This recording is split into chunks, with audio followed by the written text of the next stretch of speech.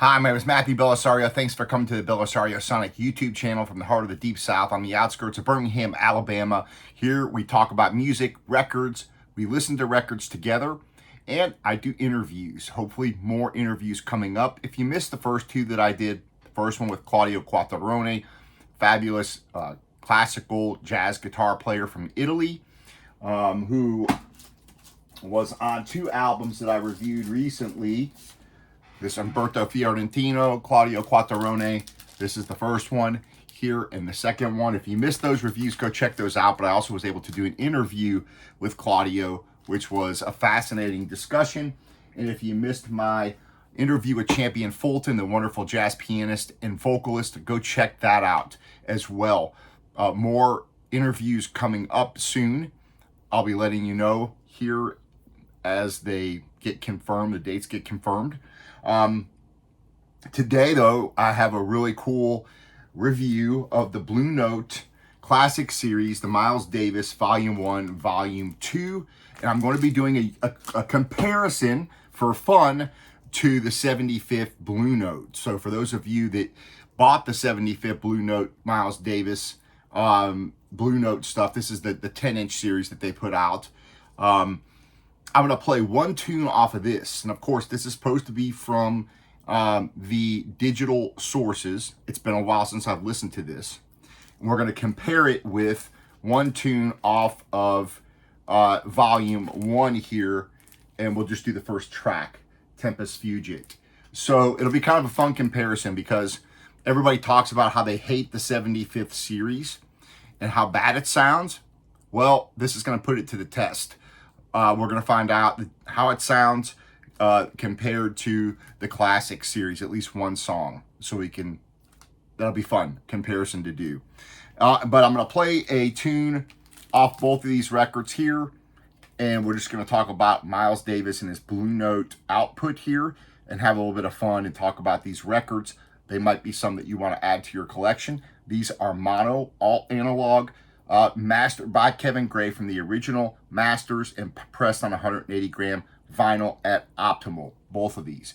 I bought this one last year. This came out in 2023, and Volume 2 has come out this year in 2024. It's still in the wrapper, so I'll be taking that out for the first time. This one obviously has been opened. I bought it last year. So, all right, let's have some fun with this. What I want to do is go ahead and play this first.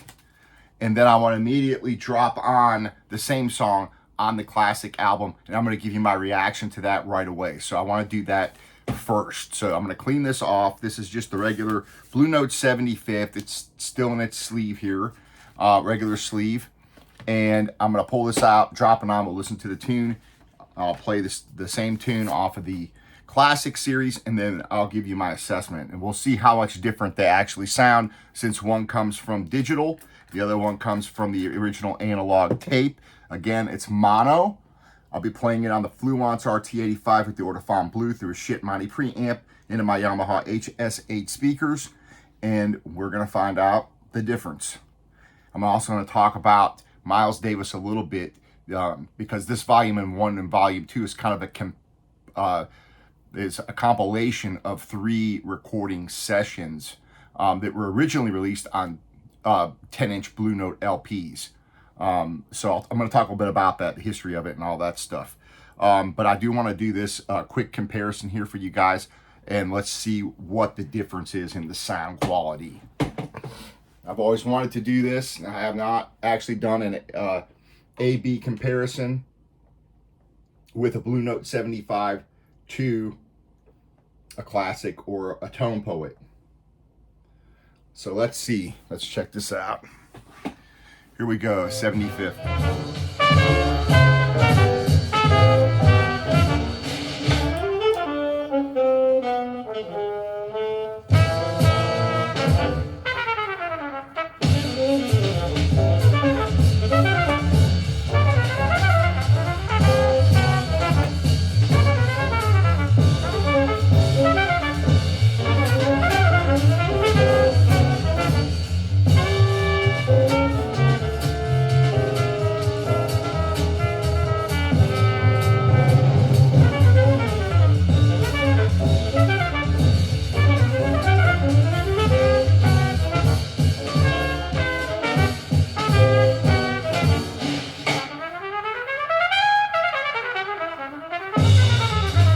doesn't have a ton of depth to it. Doesn't sound bad. It's very clear, nice mix.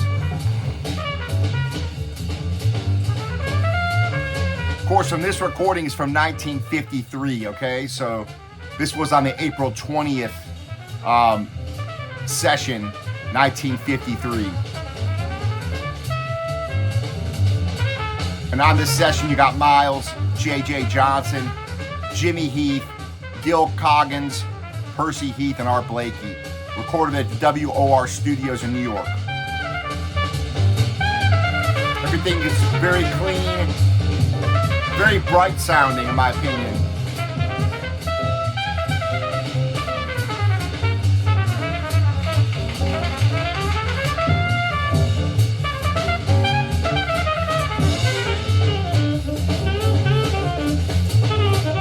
To me, everything sounds just kind of far away so far.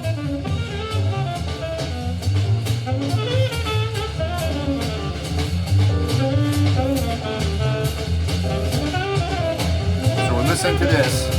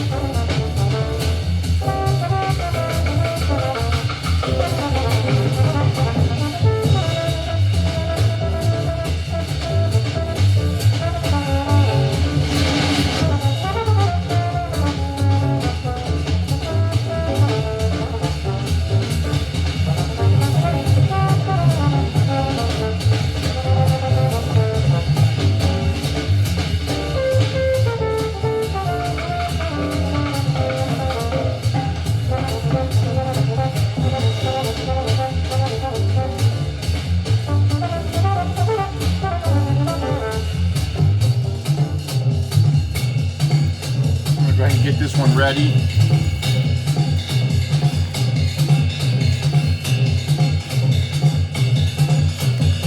Volume 1.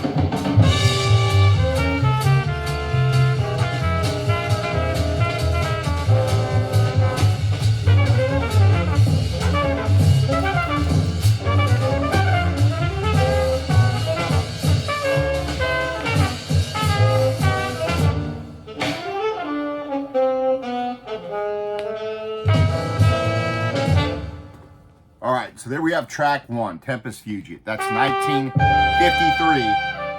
That's from the 1953 session. So a little bit about this before I drop the needle on this one.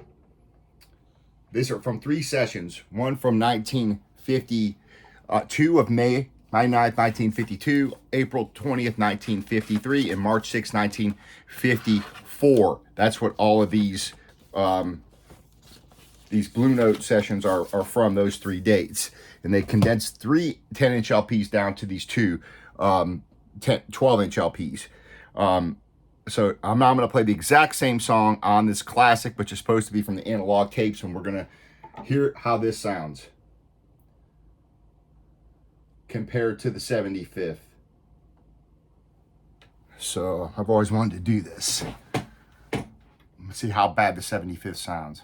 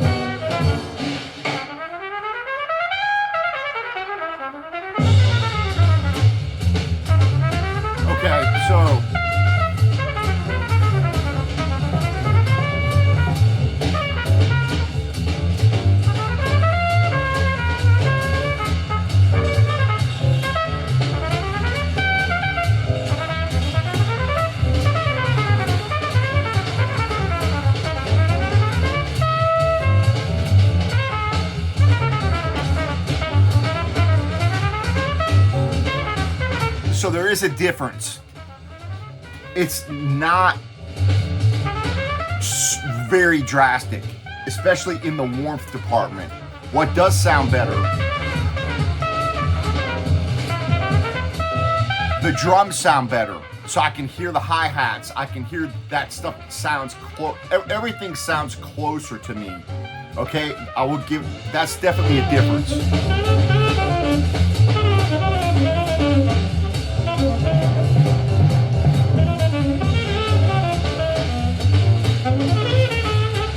So I can hear the high end a little bit better on the drums. The horn sounds maybe a little warmer.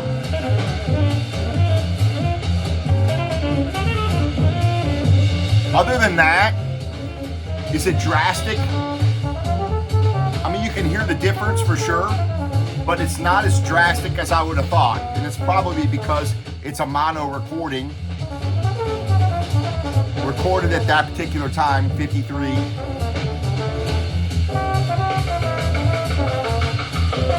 But you can certainly hear the drums and the snare. Everything seems like it's closer. You can hear it better. So there's a difference for sure.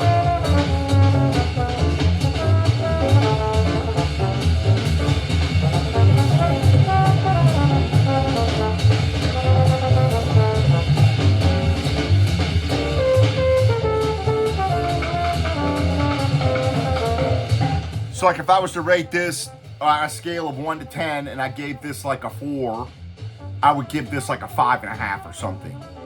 Just on an overall, you know, talking about warmth, resonance, that kind of thing. Because it does still sound kind of flat. It does sound kind of lacking depth, in my opinion. But it's an improvement over the 75 version. It's definitely an improvement.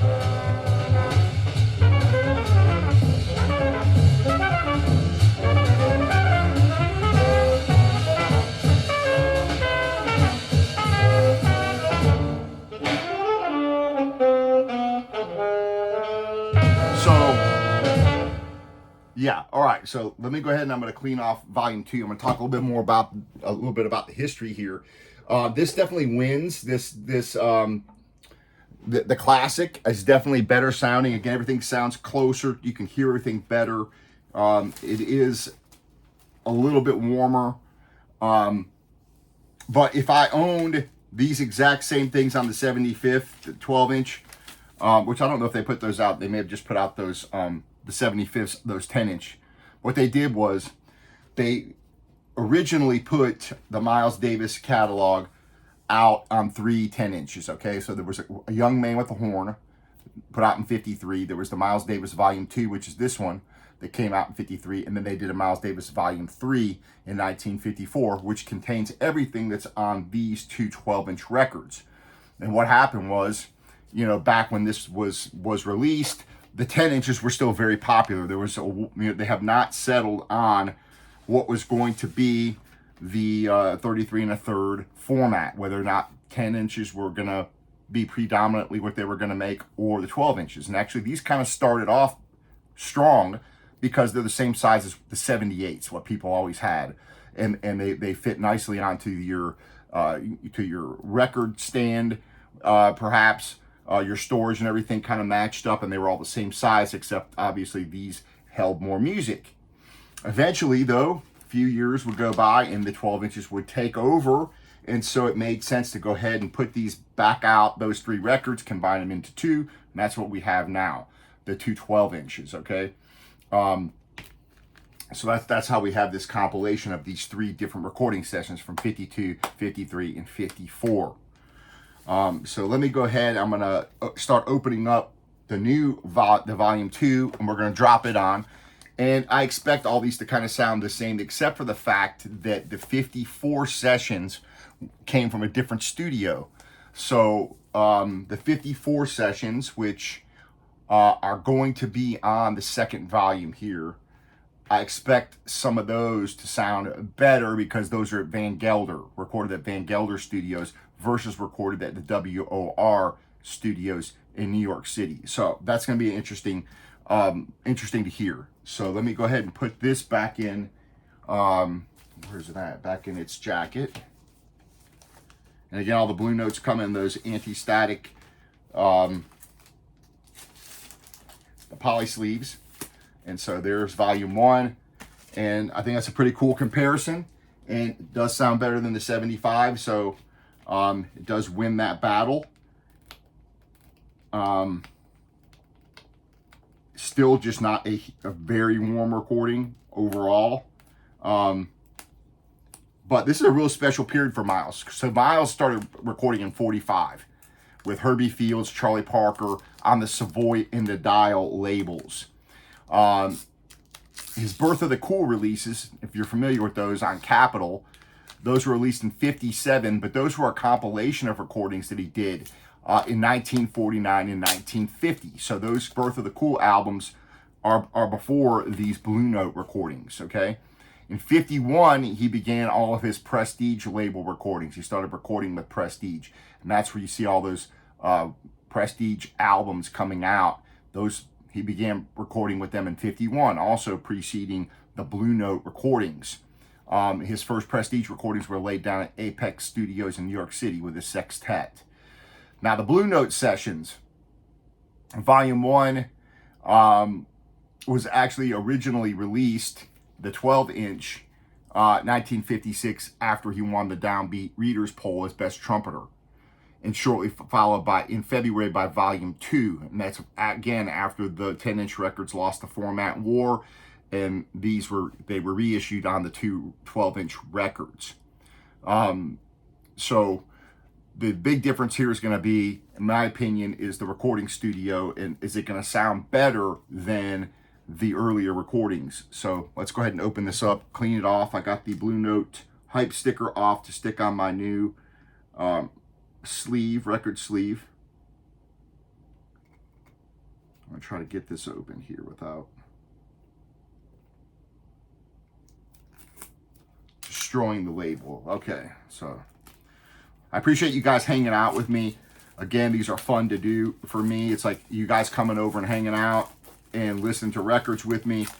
And so I do appreciate you guys giving the thumbs up, sharing the videos, leaving your comments most of all. I'd love to hear what you guys think. If you've compared the 75th Blue Note directly with another of the classic pressing, for example, I'd love to hear your thoughts on that. So how drastic of a difference it is on some of the other recordings would be interesting here, because this, comparing the 75th to this on that 53 mono recording, it may not be as pronounced as when you go perhaps to some of the later recordings.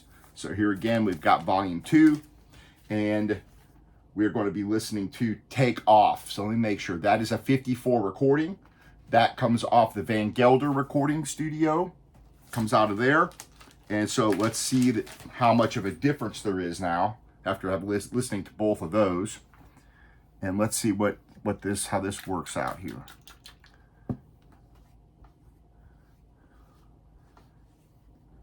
Got a lot of other reviews coming up. A whole stack here. I've got enough to go for probably 6 weeks doing 5 days a week. So I've got a lot of stuff lined up.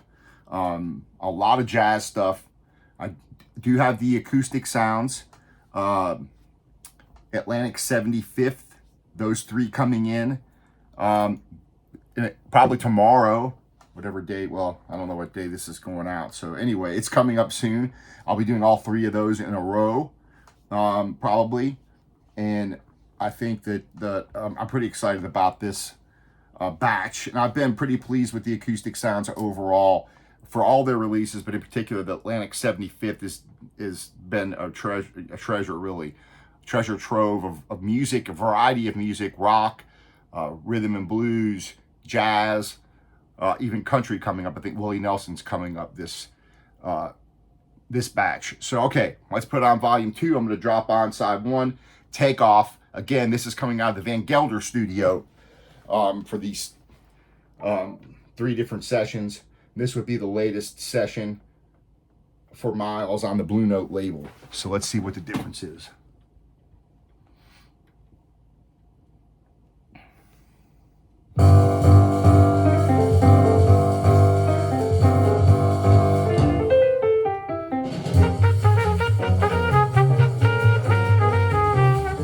already I can tell the difference.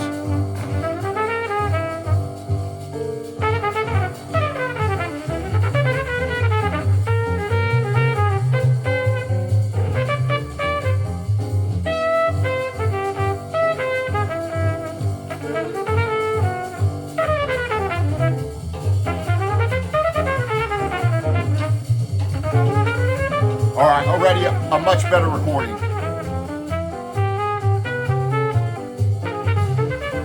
Everything sounds closer. Everything sounds a little warmer. Horn sounds warmer. Drums sound better, much better.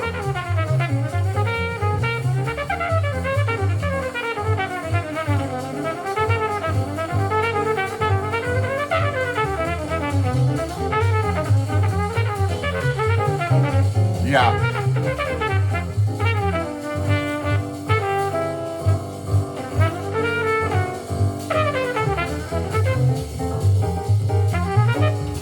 Different lineup here as well.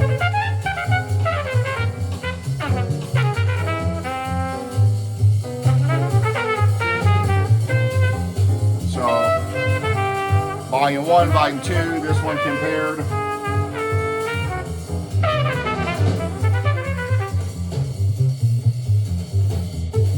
So this one definitely the lowest of the bunch.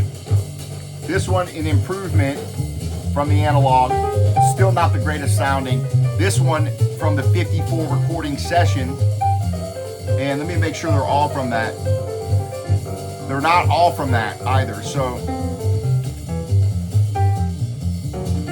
track 1 and track 2 on here are from the 54 session. Tracks 3, 4, 5, and 6 on here are a mixture of 52s and 53s. On the side 2, first 3 tracks are from the 54 session. You've got an alternate take, a Tempest Fusion from 53, and it never entered my mind from 54. So these are a mixture on this one as well. And I'm gonna go ahead and let it play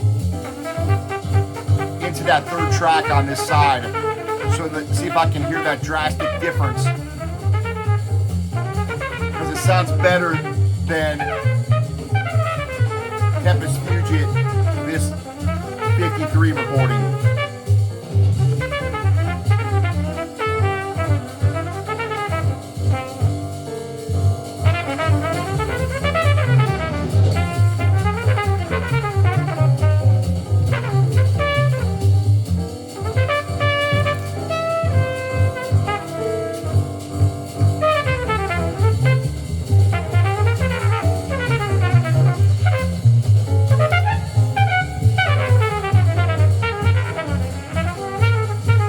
So your lineup on the 54 is Miles Davis, Horace Silver, Percy Heath, and Art Blakey.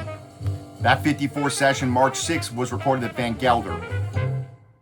The prior tune from 53, that was Davis, J.J. Johnson, Jimmy Heath, Gil Coggins, Percy Heath, and Art Blakey. If you go back to the 52 sessions, you had Davis, J.J. Johnson, Jackie McLean, Gil Coggins, Oscar Pettifer, and Kenny Clark. The 2 earlier sessions were WOR Studios. The last session in 54 was from Van Gelder and Hackensack. This is also a 54 recording here and has a similar sound. Weirdo. Then we're gonna go to Wood and You after this, which is a 52 recording, and I wanna see what the difference is in the sound on this.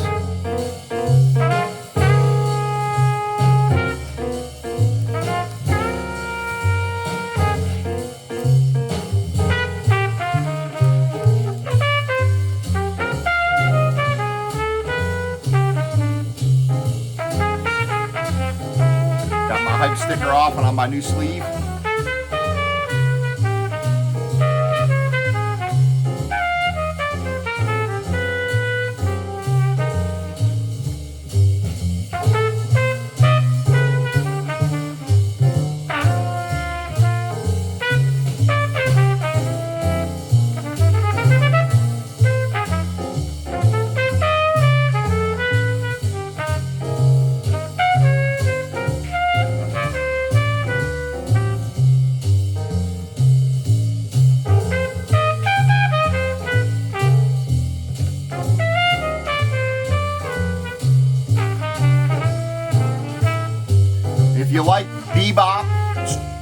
straight ahead bop. These are fantastic, you know, records. The music is fantastic. And some people say that Miles, you know, during some of these recording sessions, he was, you know, out using drugs. And they say that some of the critics say it's not his best playing on some of these sessions. That's debatable. Of course, this is still fairly early on. But I like these sessions. I like the music and the playing.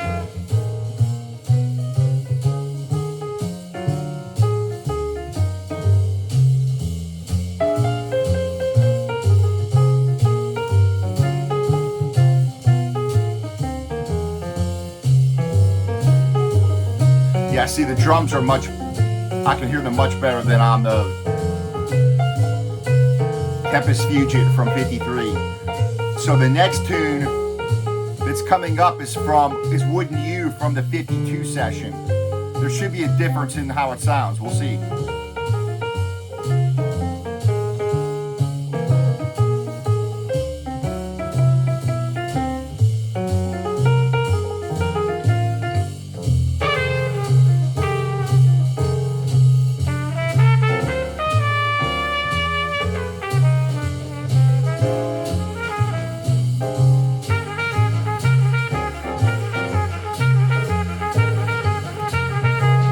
If you missed these reviews, go check them out.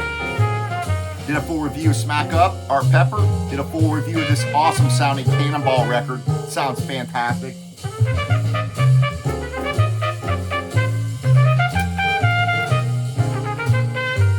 If you missed my review of this Jazz Fusion album by David Helbach, go check that out. Emirovich, go check out this review, fantastic modern jazz. And this Cristiano Giardini video before this one, hot off the press, all analog from Italy. Awesome jazz record. Go check this out, the review on this.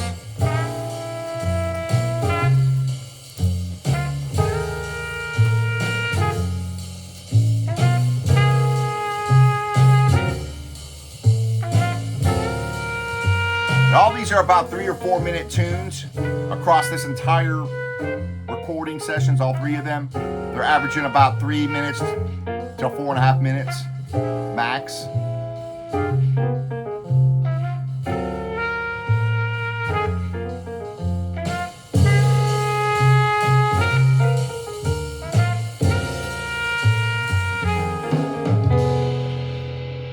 All right, so here we go to 52, 1952.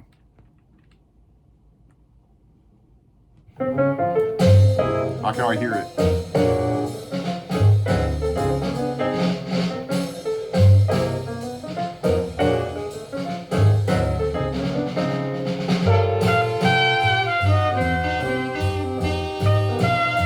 Everything sounds a little pushed back and a little more muffled.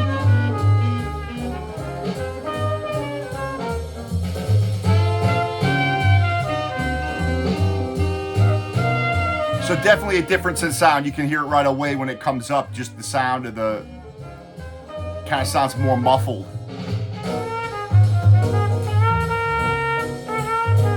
So what I'm going to do now, I'm going to let it play and go to I Waited For You, which is the 53 recording, and see if I hear a difference going back to 53. And I'll close out the video.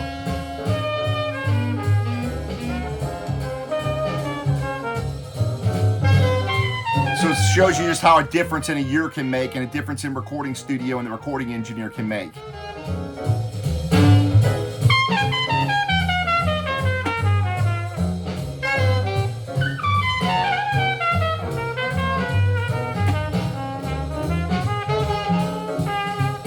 Although, you know, I think this 52 sounded better than the Tempest Fugit on this from 53. I think this sounds a little better. So I want to see, going back to 53, what we have.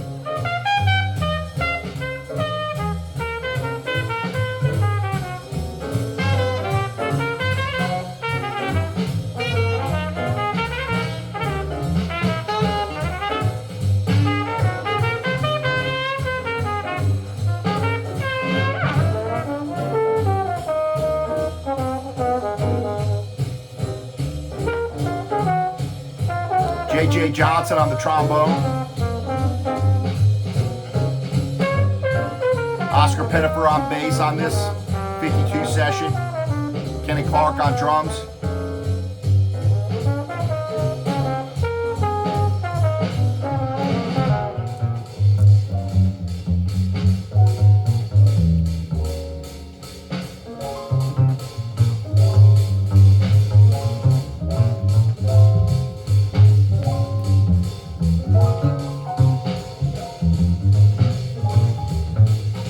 So again, great straight ahead jazz here. An important, I think, place in the Miles Davis catalog, though arguably not his best work. A lot of people would prefer his Prestige recordings over the Blue Note. It's a matter of opinion. I do like those Prestige records quite a bit.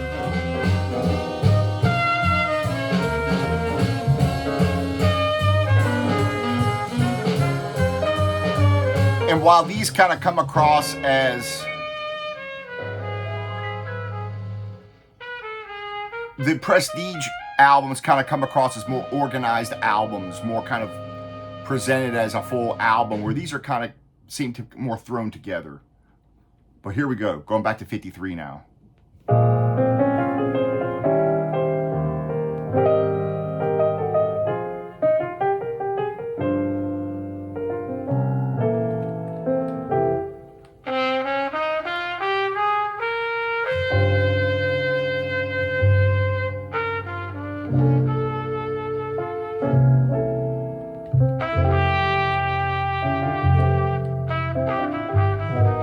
The trumpet sounds okay. You can tell it still sounds a little muffled, but then the piano sounds a little bit more muffly.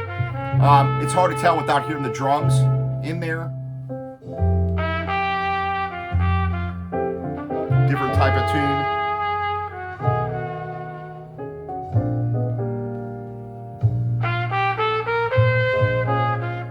They've all been flat pressings. They've all been pretty quiet. Not much surface noise or anything to speak of. So these are great pressings, a great way to collect all the Miles Davis Blue Note material in two records. Again, they are from different sessions, so the sound quality does vary.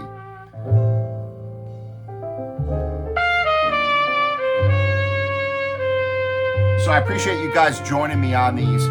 This was a fun review to do for me, because I did want to hear the difference between the 75th and the classic series. The 75th coming from the digital files, and these coming from the analog tapes. There was definitely a difference of what you heard on here compared to what the analog was. Still wasn't from how it was recorded at WOR. It's still kind of flat sounding, not the warmest sounding recording. Certainly it was an improvement over this though. And again, on this second volume here, these 54 sessions that are on here, which make up about 3/4 of the songs or so, out of 11 songs, 1, 2, 3, 4, 5, 6 of them out of 11 songs are from 54. So those will have a little bit better sound to them. I do like the way he's kind of ordered them here, because you go from a fast tune from the 52 session. Now you go back to kind of a ballad here from 53. You don't hear the changes quite as much, but you do hear a change between the second track, Weirdo, versus going to that Wouldn't You by Gillespie. There's definitely you can hear the difference in the sound quality. So that just goes to show you it does matter how these were recorded, and the source matters. Not just it being an analog tape, but how it was recorded. So anyways, I appreciate you guys joining me. I know this is a longer video than normal, but leave your comments. Let me know what you guys think of those Blue Note 75th, okay? And we'll see you on the next video. But if you like straight ahead bop music, these Miles Davis Blue Note sessions are certainly a nice listen in my opinion. So We're gonna close out on this tune here. Ray's idea from 53. And again, the drums sound like they're further back on the 53 compared to the 54. Everything sounds a little bit further back, a little thinner. So yeah, it makes a difference. All right, fellas, we'll talk to you later on. Happy listening to all y'all.